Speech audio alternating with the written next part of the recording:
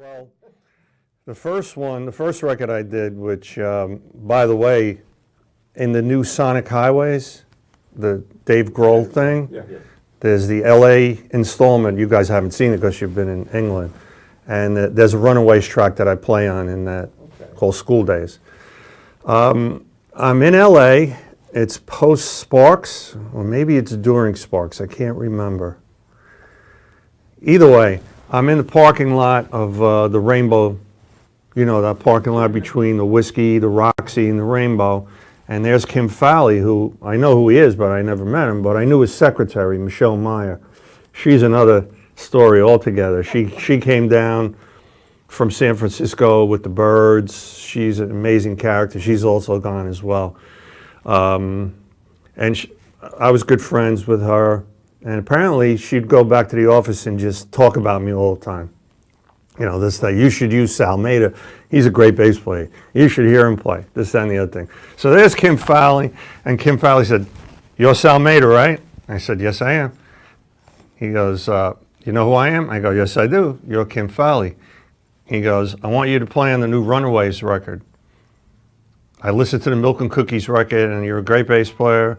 And I want you to play on the record because I had a nightmare that the new bass player in the Runaways had snakes around her arms and couldn't play. So I took that as an omen that I should get someone else in to play on the record, and you would be a ghost. I'd pay you, but you'd be a ghost, and you can't tell anyone."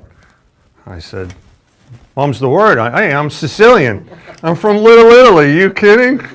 I can keep a secret. Omerta, you know." So I said, "I have one condition." He goes, "What's that?" "You have to tell the girls before I get there." He goes, "No problem." So oddly enough, the studio was literally a half a block from where I was staying.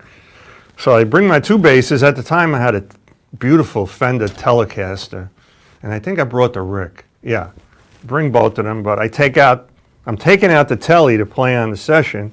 And there are the girls, including the bass player, and they say, "Who are you?" And I thought, the bastard, he didn't tell them. He's going to make me do the dirty work. I said, "Well, my name is Sal, and I'm here to play bass on your record. Kim is not using Vicky." And they threw a fit. I said, "Hey, I'm going to go in the other room. When he gets here, you work it out with him, this, that, and the other thing." So it was worked out. We went ahead. I think he let her play on one song. I played on the whole record, basically cut the record, me and the girls. And it's Waiting for the Night. Right. I did that record. Then I went on to he brought me in on a Venus and Razor Blades, another project of his. I played on one of his solo records called Sunset Boulevard. I played on Cherie Currie. The record was split between me and Bob Glaub, amazingly enough. I played on all the rockin' stuff, and Glaub played on all the LA type stuff. And then I did another one for him, a girl group called the Orchids, which never took off. It was supposed to be like a Runaways Part 2. And yeah, that was it. So I did 5 records for him, and he's an amazing, amazing character. He's not in such good health right now. I wish him the best, and I still keep in touch with him, and he's a rock and roll historian and a personality that should have his own show, and he has his own radio show. He should have his own TV show.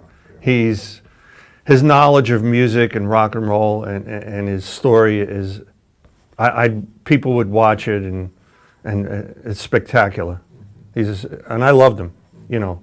I wasn't signed to him, so it was a different story for me. But he treated me like a king. He treated me like a king. Matter of fact, on one of the projects, he flew me back from New York.